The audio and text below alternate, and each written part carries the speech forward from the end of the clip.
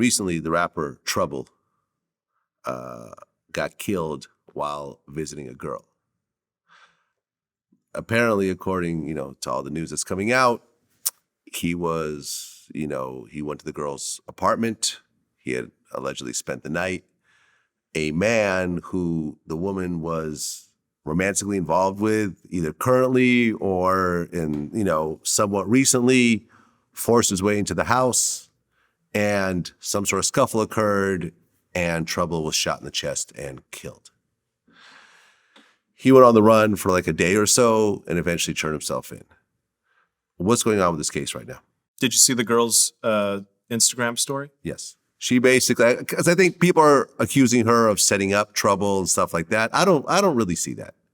I don't see it. Listen, I've dealt with jealous ex-boyfriends in my life before. I know how these things get. It's like a crime of passion, essentially, because from what they're saying, Trouble and the man who killed him did not know each other. Right. So it wasn't like, let me go get Trouble. It was like, nah, this guy's sleeping with my girl and I can't take it. And violence ultimately ensues. It seems like the case is obviously going to come down to what this woman says. And in her Instagram story, she said, oh, everybody, she just basically said a lot without saying anything. But she basically said that, I'll take the stand, or at some point you guys will hear my story. I'm assuming she's referencing when she takes the stand. Yeah. We don't know what she's going to say, but assumedly she's going to say, one of two things. He came here knowing Trouble was here, and he was out to pick a fight, in which case I think the defendant's going to be in big trouble. Or she's going to say that, I was here with Trouble, and my ex, or this gentleman I was living with, didn't know he was here. And he just came, to do whatever. And in the process of him coming, they met each other, a confrontation unfolded.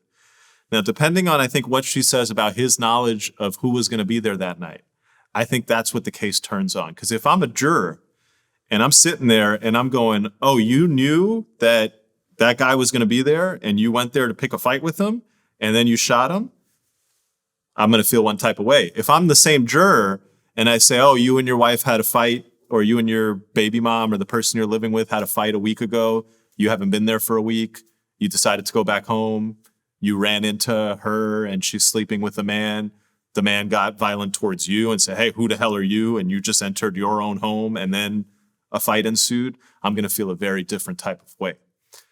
Yeah, and the question is, whose gun was it? Right. I don't. Right. So there's that aspect of it. You're hearing, the internet chatter and so forth. Like, for example, let's just say the man showed up unarmed, and when he storms in there, let's just say Trouble was the one with the gun. Let's say Trouble carried a gun with him for protection, and then when this man showed up, he went for his gun, and then a scuffle occurred, and the man got the gun away from him and ended up killing him. I'm not saying this is what happened, but we don't know whose gun it was. Exactly. Right? Did the man show up armed, or was there a gun already in the house? And that was the gun that was used. In that particular case, let's just say that it was Trouble's gun that Trouble ended up getting killed with. Is that like a walkaway situation or no?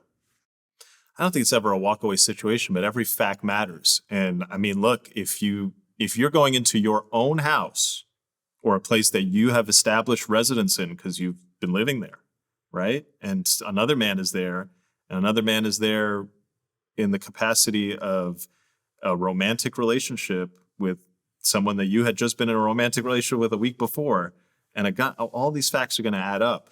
And so, I hesitate to say what's going to happen without knowing. It's hard to tell. But I think, the one thing that I'll say about this case,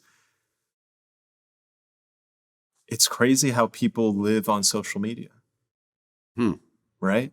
I mean, Vlad, if this was you, if you were in a love triangle, essentially, or if you were with one guy and then you're with another guy and then these two guys get into it and one guy gets killed, wouldn't you stay the hell away from social media? Wouldn't you just say, oh my God, the last thing I want to do is feed this narrative? The last thing I want to do is open up a comment section under a post? What are you thinking? Well, yeah, I mean, initially she shut down her social media, or she made it private. And then she resurfaced and then made this statement. And, you know, we already, you know, based on, you know, people DMing me and so forth, like, I already knew who it was, like that same night. She was like a female rapper, you know, I mean, aspiring. I don't think she was very established, but yeah, I mean, people already knew who she was. So maybe in her mind, it's like, listen, everyone is already accusing me of the worst thing. Everyone knows who I am. Let me come out and just make a statement. And Forget about it. Because you're going to make that statement. Now people are going to repost it and commenters are going to comment under it.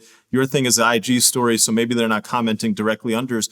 But you have invited people who know about you, who know about trouble, who know about the defendant to come and now give comments about what you're saying.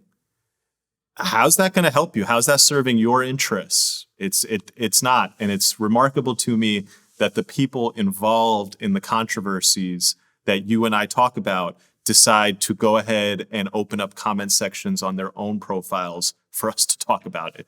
I don't get it. yeah, I mean, it's a sad situation. I know Boosie, who's a regular on my show, was very close to trouble. He actually was crying at the funeral.